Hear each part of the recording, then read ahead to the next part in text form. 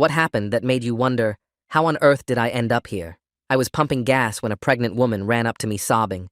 Please, I'm begging you. Can you drive me to the hospital? My water just broke and my husband took my car keys. Why did your husband take your car keys? I asked. He's insane. He wants to kill our baby. He took my keys, so I couldn't get to the hospital. She grabbed my arm. Please, I'm having contractions. I looked at her belly and the fluid running down her legs. I helped her into my passenger seat. She was crying, breathing hard, clearly in agony. Thank you, she kept saying. Rotunda Hospital, it's 10 minutes away. As I pulled out, she showed me her phone, texts from Ryan. You're not keeping that baby. I told you what would happen if you tried to leave. Don't test me, Sarah. He's dangerous, she gasped between contractions. Last time I tried to leave, he broke my ribs, but I have to save my baby. She screamed suddenly, gripping the door handle. Oh God, it's coming faster. Please hurry. I floored it, running a yellow light. Sarah was moaning in the passenger seat, her face bright red. He's tracking my phone, she panted. He'll follow us to the hospital. She threw her phone out the window onto the highway. I can't let him find us. I glanced over. Her dress was soaked with blood now. Is that normal? The blood? Placenta problems, she gasped. That's why I need the hospital. The baby could die. We hit traffic. Dead stop. Sarah started hyperventilating. No, we can't stop. He knows my routes. He'll check this road. Sarah, should I call 911? No. She grabbed my phone. He monitors emergency channels on his scanner. He's a cop. That's why no one helps me. I wanted to get out of this situation. But what if she delivered in my car? What if the baby died because I abandoned her? There, she pointed to an exit. Take surface streets. As I turned, she shifted, and I saw bruises all up her arms. Finger marks. Fresh ones. Did he do that today? This morning, when I said I was keeping the baby. She started sobbing. He already killed my first pregnancy. Pushed me down the stairs. We passed a police car. Sarah ducked down, terrified. That could be his partner. They all cover for him. Something felt strange, though. Her hospital bag in the back seat looked packed for a trip, not a delivery. Multiple outfits, toiletries, even a laptop. Just breathe, I said, but my instincts were screaming. She pulled out a burner phone from her bra, started texting someone rapidly. My friend works at the hospital. She'll meet us at the emergency entrance. I thought you threw your phone. That was my tracked phone. This is for emergencies. We were 5 minutes from the hospital when she got a call. She answered on speaker by accident. Did you get him? A man's voice asked. Sarah hung up instantly. Wrong number, but something in her face changed. She wasn't looking at me anymore, just staring straight ahead. Actually, can you skip the main entrance? Go to the parking garage. Level B2. My friend said it's faster to labor and delivery. I started to turn toward the garage, then noticed something. The blood on her dress had dried weird. It was too bright, too uniform, and she'd stopped having contractions completely. You know what? I should drop you at emergency. No! She grabbed the wheel. Parking garage! Now! I pulled over instead. Get out. You can't leave me. I'm in labor. Then I'll call you an ambulance. I reached for my phone. She grabbed my wrist. Hard. No weakness from pain.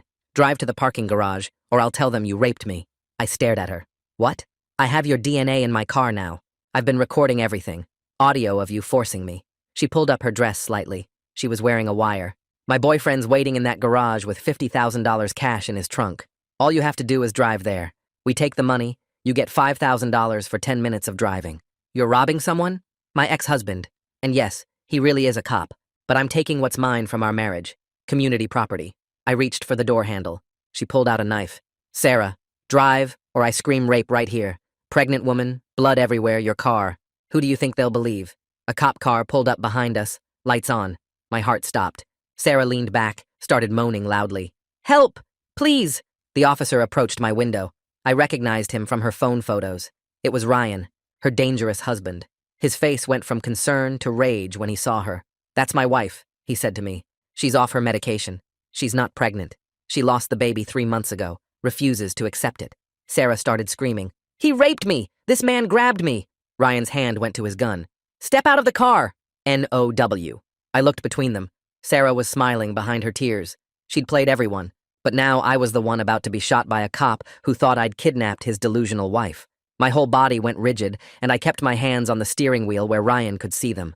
Sarah's screams got louder, and she was pointing at me and sobbing about how I forced her into the car. Ryan's fingers wrapped around his gun handle, and he yelled for me to step out slowly with my hands visible. I moved like I was underwater, pushing the door open with my elbow and keeping both hands up high. My legs felt weak as I stood up, and Ryan was already moving around the car toward me. I started to say something about the gas station having cameras, but he cut me off and told me to shut up and turn around. The metal cuffs clicked cold around my wrists, while Sarah kept up her show, but when Ryan turned to call for backup, I caught her reflection in the car window, and she wasn't crying at all. Her face was calm, and she was watching everything like it was a movie. I told Ryan about the phone call where someone asked if she got him, and for just a second Sarah's eyes went wide. 2 more patrol cars pulled up with their lights spinning, and Ryan walked over to tell them I had kidnapped and assaulted his pregnant wife. The other cops looked at Sarah's bloody dress, and then at my face, and I could see them trying to figure out what happened. I kept saying we needed to check the gas station cameras and that my dash cam recorded everything, including her threatening me with a knife. Ryan told one of the younger officers to impound my car as evidence while Sarah started moaning about needing the hospital right away. An ambulance pulled up, and 2 paramedics jumped out with their bags and started checking Sarah over. She suddenly got dramatic again, grabbing her stomach and crying about contractions. One of the paramedics was pressing on her belly, and I heard him quietly tell his partner that something seemed weird about the blood on her dress. Ryan insisted on riding with Sarah to the hospital and wouldn't let anyone else near her. Another officer, younger than Ryan and less angry-looking, guided me to the back of his patrol car.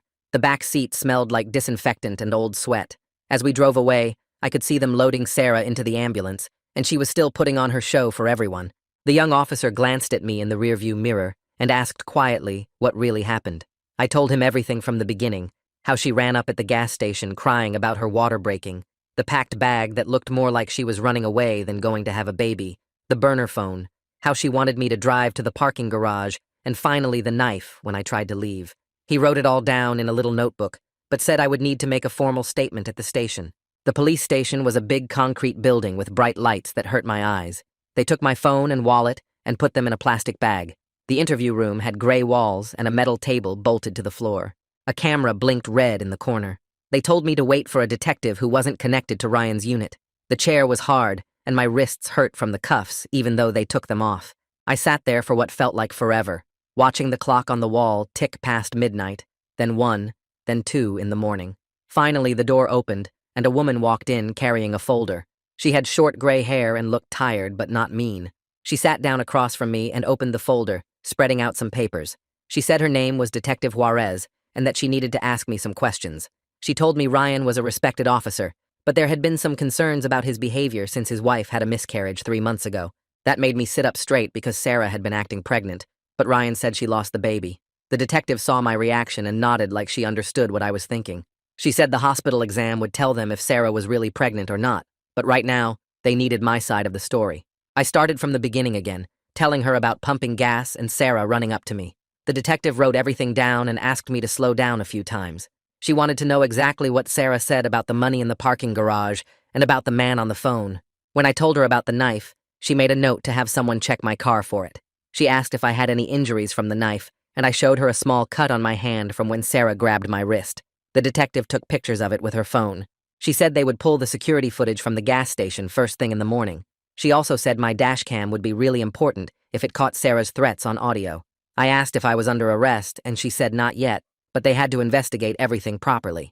She left me alone again, and I put my head down on the cold metal table. The door opened again, and the detective came back in holding some papers and a small recorder. She sat down and clicked the recorder on, then told me the hospital exam was done and Sarah wasn't pregnant at all. The blood on her dress wasn't even real blood, just some kind of fake stage blood you can buy online. She needed me to go through everything one more time while she recorded it for the official file. I started again from the gas station, telling her about Sarah running up crying and begging for help, how she said her water broke and Ryan took her keys. I described the packed bag that looked more like she was running away than going to have a baby, the burner phone she pulled from her bra, and especially that phone call where the man asked if she got him. I told her about Sarah wanting me to drive to the parking garage and then threatening to say I raped her if I didn't, how she said there was $50,000 waiting there. The detective wrote everything down and said they'd get the security footage from the gas station first thing in the morning to back up my story. She left again, and I sat there for another hour before a guard finally came in and said I could make my phone call. I called the only lawyer number I knew, some public defender from a billboard I'd seen, and when she answered, I started explaining everything, but she cut me off. She told me to stop talking right away and not say another word to anyone until she got there, because false rape accusations involving a cop's wife made this really complicated. The guard took me back to the interview room, and I waited another 2 hours before my lawyer showed up, a tired-looking woman with gray streaks in her hair, carrying a beat-up briefcase. She sat down, and went through my statement page by page, asking questions about specific details and making notes in the margins. When she finished reading, she looked up at me and said they were keeping me overnight while they investigated everything. She said the dash cam from my car could save me if the audio picked up Sarah threatening me about the rape accusation and the money. They took me to a holding cell with 3 other guys who didn't even look at me, just a concrete room with benches and a toilet behind a half wall. I couldn't sleep at all that night, just kept replaying everything over and over, seeing Ryan's hand move to his gun when Sarah screamed I raped her, seeing that smile on her face behind the fake tears when she knew she had me trapped. Every time I closed my eyes, I was back in that car with her knife in her hand, and Ryan walking up to my window ready to shoot me for something I didn't do. The next morning, my lawyer came back looking more awake and actually smiling a little bit. She said the gas station manager had already given them the security footage, and it clearly showed Sarah running up to me in distress and me helping her into my car without any force at all. The footage showed her grabbing my arm and begging, not me forcing her into anything. The detective wanted to interview me again, but this time with my lawyer there, so we went back to that same gray room with the metal table. The detective asked more specific questions about the burner phone and exactly what Sarah said about the parking garage plan.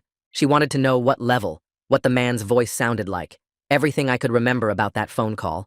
She told me they'd already sent units to check level B2 of the hospital parking garage for any suspicious vehicles or anyone matching my description of the voice on the phone. My lawyer leaned over and told me Sarah was on a psychiatric hold at the hospital because when they examined her, they found she'd been wearing a fake pregnancy belly, one of those foam things actors use, and she had receipts on her phone for buying theatrical blood online. She said Ryan had been placed on administrative leave while they investigated everything, which meant he couldn't work as a cop until this was sorted out. Then someone knocked on the door, and the detective went outside for a minute, came back with another person in a suit who said he was from Internal Affairs. He sat down and asked me about Sarah's claim that Ryan used his police scanner to monitor emergency channels and track her. He wanted to know exactly what she said about Ryan being a cop and how that stopped people from helping her. I told him everything Sarah had said about Ryan tracking her phone and his partners covering for him. The IA guy wrote it all down and then told us they'd been looking into Ryan for a while because he'd been using department resources to track Sarah's phone through their system. He said they found multiple reports from neighbors about domestic incidents at their house, but Sarah never pressed charges, so nothing happened. The pattern they were seeing suggested both of them had serious problems, Ryan with control issues and Sarah with mental health stuff that got worse after she lost the baby 3 months ago. The next day, my lawyer called and said they were ready to review my dashcam footage from the car. I met her at the police station where the detective had the tech guy pull up the video on his computer. The whole drive was there, every second from when Sarah got in at the gas station to when Ryan showed up with his lights on. The audio was crystal clear too, picking up everything Sarah said about the parking garage and the $50,000.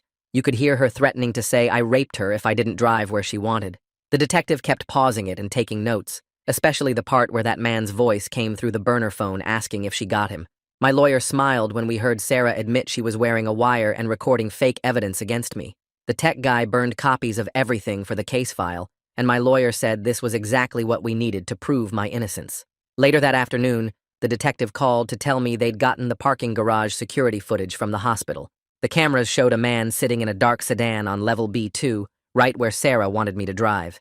He had a large duffel bag in his passenger seat and kept checking his phone like he was waiting for someone. The license plate was visible, and they traced it to a rental car company where the guy used a prepaid credit card.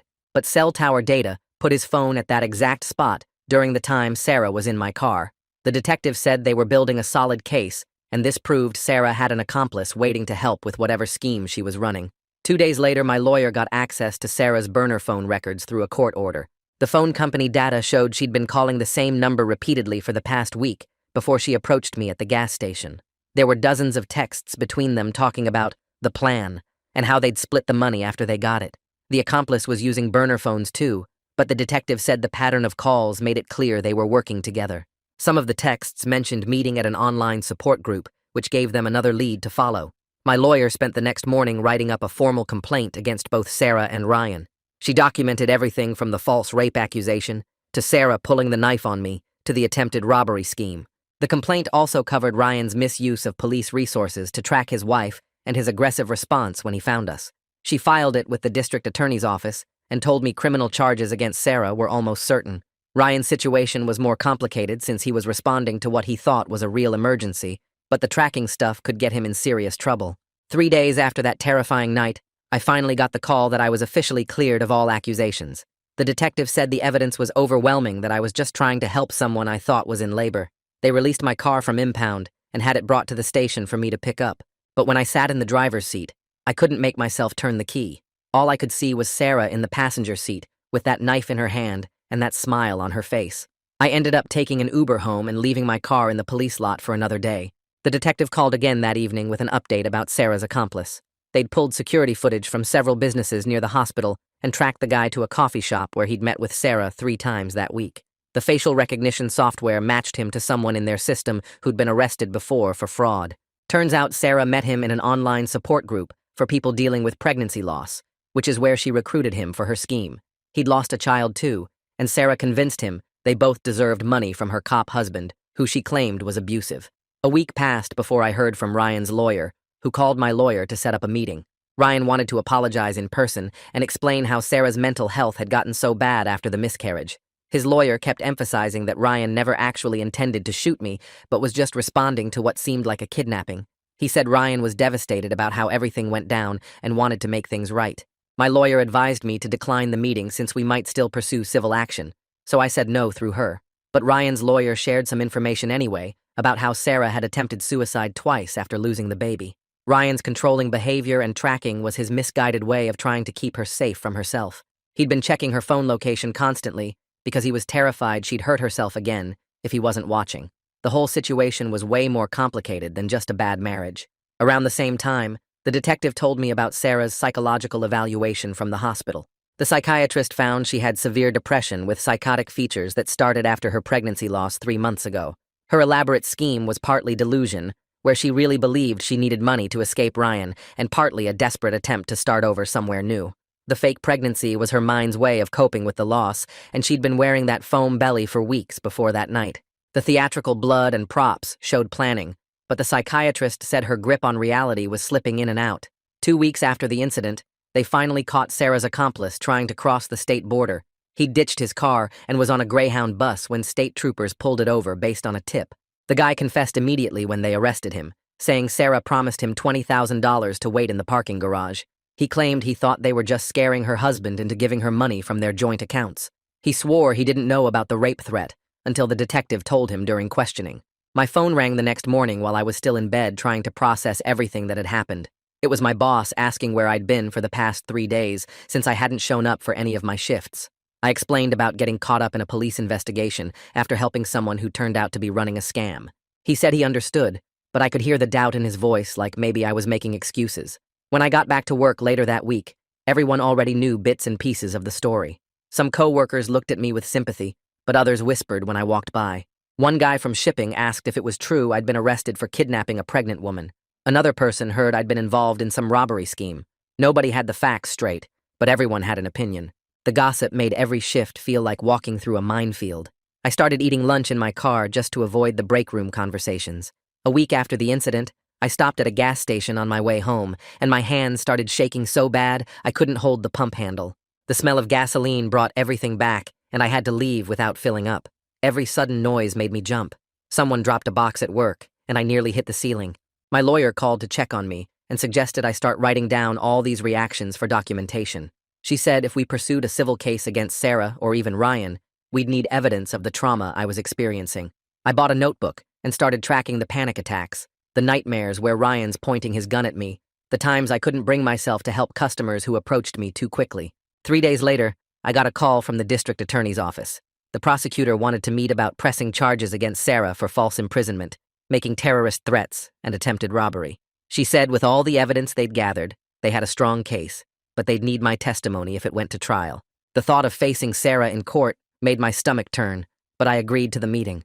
The prosecutor was this older woman who'd been doing this for 20 years. She walked me through what would happen if we went to trial, how Sarah's mental health issues would probably be her main defense. She said they were also charging the accomplice with conspiracy to commit robbery. That same afternoon, my lawyer called with unexpected news. Sarah's parents had contacted her office, completely devastated about what their daughter had done. They wanted to pay for my therapy and cover my lost wages from missing work. My lawyer read their statement to me. They said Sarah had been a completely different person before she lost the baby 3 months ago. They'd tried to get her help, but she kept insisting she was fine. They hadn't realized how bad her break from reality had become until it was too late. They were taking responsibility for not getting her committed when the warning signs were there. I told my lawyer I'd accept their offer to pay for therapy, but I didn't want any direct contact with them. It was too much to deal with their grief on top of my own trauma. She found me a therapist who specialized in helping people who'd been falsely accused of serious crimes. The first session was rough. The therapist, this calm guy in his 50s, had me walk through the entire incident again. He explained how being falsely accused of rape creates a specific type of trauma because it attacks your sense of safety and identity. We talked about the helplessness I felt when Sarah made the threat, and how Ryan's hand on his gun made me feel like my life could end over her lies. He said it would take time, but we could work through it. Meanwhile, the investigation into Ryan was moving forward too. Internal Affairs had been all over his case, pulling his phone records and computer logs. They found he'd been using department resources to track Sarah's phone for months, running her plates through the system without cause, even having other officers check on her when he was off duty. He hadn't done anything criminal during our incident, but the misuse of resources was serious. My lawyer heard through contacts that Ryan was cleared of criminal charges, but faced major disciplinary action. The department suspended him for 30 days without pay, and required him to complete counseling for grief and control issues if he wanted to keep his job. Part of me felt bad for him since he'd lost a baby too, but then I'd remember his hand on that gun, and the sympathy would disappear. 2 weeks after everything started, the detective called with an update. She said they'd built what she called a bulletproof case against Sarah and her accomplice. Between the gas station footage, the parking garage cameras, my dashcam audio, and the phone records, it was clear I'd been an innocent victim of their scheme. The accomplice had even confessed to his part, though he kept insisting he didn't know about the rape threat until after. The detective said Sarah's mental state was complicating things, though. Her lawyer was already pushing for a plea deal that would involve mental health treatment instead of prison time. The argument was that her psychological break after the miscarriage diminished her criminal responsibility. The DA's office seemed open to it since Sarah had documented psychiatric issues and had attempted suicide twice after losing the baby. When my therapist brought this up in our next session, I admitted I was conflicted. Part of me wanted Sarah to pay for what she'd put me through.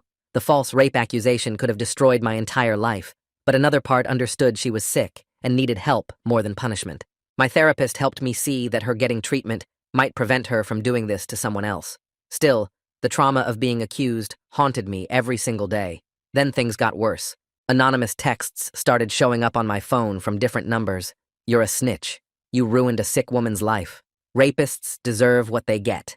My hands shook as I showed them to my lawyer. She immediately reported them to the police and said she suspected they were from Ryan's cop friends who believed Sarah's initial story. The messages kept coming over the next few days, getting more aggressive. "We know where you work. Watch your back. You think you got away with it." I changed my phone number, but somehow they got the new one within a day. My lawyer filed for a restraining order, but we didn't even know who to name since the numbers were all burners. The detective assigned to the harassment case said they were trying to trace the phones, but it was difficult. I stopped sleeping, started checking my locks constantly, and installed a doorbell camera. Every car that drove slowly past my apartment made my heart race. The investigation into the threats continued, but I felt like a prisoner in my own life, afraid to go anywhere alone, jumping at shadows, wondering if Ryan's friends would escalate beyond just messages. The next morning, I went out to my car and found all 4 tires slashed with a note under the windshield that said, "Rapists deserve worse," in block letters. My hands shook as I took photos for evidence and called my lawyer, who told me to file another police report immediately. The responding officer seemed uncomfortable when I explained the situation with Ryan's friends, but took the report anyway and said a detective would follow up. I had to get my car towed to a tire shop, which cost me $300 just for the tow and another $800 for new tires, since my insurance wouldn't cover vandalism without meeting my $1,000 deductible first. That afternoon, I went to an electronics store and bought security cameras for my apartment, spending money I didn't really have, but feeling like I had no choice. The installation took hours, and I kept checking the windows, paranoid that someone was watching me set them up. I started taking different routes to work, leaving at random times, parking in different spots, basically living like someone in witness protection. My boss noticed I was jumpy and distracted, but I couldn't explain the whole situation without making things worse at work. 3 days later, the detective called saying Internal Affairs was now involved since the threatening messages traced back to burner phones purchased near the precinct where Ryan worked. The investigation moved fast after that, with IA pulling security footage from stores where the phones were bought and matching the purchases to 2 officers from Ryan's unit. Within a week, both officers were suspended pending criminal charges for witness intimidation and harassment. The detective said they'd admitted to believing Sarah's initial story and wanting to teach me a lesson for getting away with it. even after seeing all the evidence that proved my innocence. Their suspension made the local news, which meant everyone at my job found out about the whole situation, leading to awkward stares and whispered conversations that stopped whenever I walked by. My lawyer said the officers being charged would strengthen any civil case I might bring, but I just wanted everything to stop. About a month after that terrible night, I got a call from the prosecutor saying Sarah had accepted a plea deal for 2 years of supervised mental health treatment and 5 years probation instead of prison time. Her accomplice took a different deal for 18 months in jail, plus restitution for the damage he'd helped cause. The prosecutor explained that Sarah's documented mental illness and psychiatric evaluations showing her break from reality after the miscarriage made prison seem less appropriate than intensive treatment. Part of me was angry she wasn't going to jail, but another part understood she was sick and needed help more than punishment. The sentencing hearing was scheduled for the following week, and the prosecutor said my victim impact statement would be important for the judge to understand the full consequences of Sarah's actions. I spent days working with my therapist to write the statement, trying to capture how the false accusation had destroyed my sense of safety and trust, without sounding vindictive. The morning of the hearing, I threw up twice from nerves before driving to the courthouse in my new used car, since I still couldn't bring myself to drive the one from that night. The courtroom was smaller than I expected, with Sarah sitting at the defense table looking nothing like the woman who'd threatened me. She was heavily medicated, moving slowly, crying quietly as her lawyer rubbed her shoulder. Ryan sat in the gallery behind her, looking older and exhausted, his uniform replaced with a wrinkled suit. When I read my statement, my voice shook as I described the terror of being accused, the harassment from the officers, the ongoing therapy, the fear that still gripped me at gas stations. Sarah sobbed louder with each word while her parents in the front row held each other. The judge listened carefully, taking notes, asking me a few questions about the ongoing impact on my daily life. After I finished, Sarah's lawyer presented letters from her doctors explaining her psychological state and treatment progress. The judge took a long pause before speaking, acknowledging Sarah's genuine mental illness, but emphasizing that false rape accusations cause tremendous harm to real victims and to those falsely accused. She stressed that mental illness explains behavior, but doesn't excuse it, especially when innocent people suffer serious consequences. The judge accepted the plea deal, but added strict conditions including no contact with me ever, continued psychiatric treatment with regular court monitoring and registration in a database for people who make false accusations. Sarah would also have to complete community service specifically helping actual rape victims to understand the damage false accusations cause. As we left the courtroom, Ryan's lawyer approached mine saying Ryan wanted to communicate through official channels. 2 days later, I received a formal letter where Ryan were accepted full responsibility for failing to get Sarah proper help sooner and for not protecting innocent bystanders from her crisis. He wrote that he'd been demoted to patrol officer, transferred to a different precinct across town, and required to complete mandatory counseling for grief and control issues. He apologized for his fellow officers' harassment and said he'd cooperated fully with the IA investigation that led to their arrests. 6 weeks after that horrible night, I noticed I could finally go a whole day without thinking about it constantly. The harassment had stopped completely once those officers were arrested, and I was slowly getting back to normal routines. My therapy sessions shifted from crisis management to longer-term healing, and I even managed to pump gas without having a panic attack, though I still avoided that particular station. But I couldn't shake the memories whenever I got in my car, seeing Sarah in the passenger seat, feeling that knife against my ribs, remembering her threats. After talking it through with my therapist, I decided to sell the car even though I'd lose money on it. The financial hit hurt, but the relief I felt driving away from the dealership in a different vehicle was worth every penny. My therapist helped me write detailed impact statements for the civil settlement with Sarah's family's insurance company, documenting everything from the PTSD symptoms that still woke me up at night, to the lost wages from missing work, to the ongoing therapy costs. We included receipts for the security system, the tire replacement, the therapy sessions, the lawyer fees, even the loss on selling my car. The insurance company initially offered a lowball settlement, but my lawyer pushed back hard with all our documentation.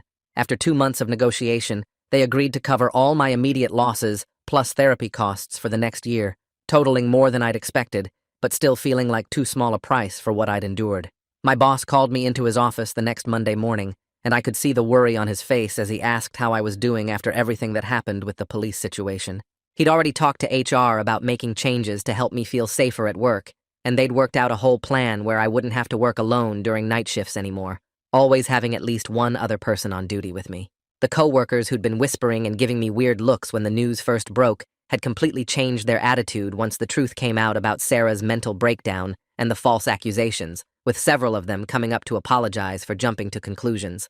I started back on day shifts only at first, my hands still shaking sometimes when customers approached me too quickly, but having someone else always nearby helped me feel less jumpy and paranoid.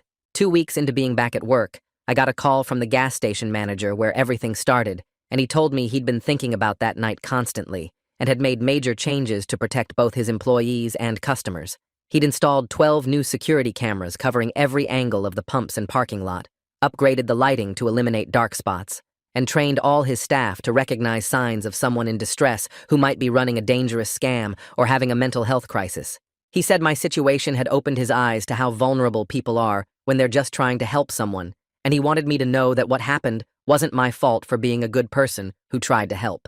His words hit me harder than I expected, and I had to sit down after the call, realizing this was the first time someone had explicitly said I wasn't to blame for trying to do the right thing.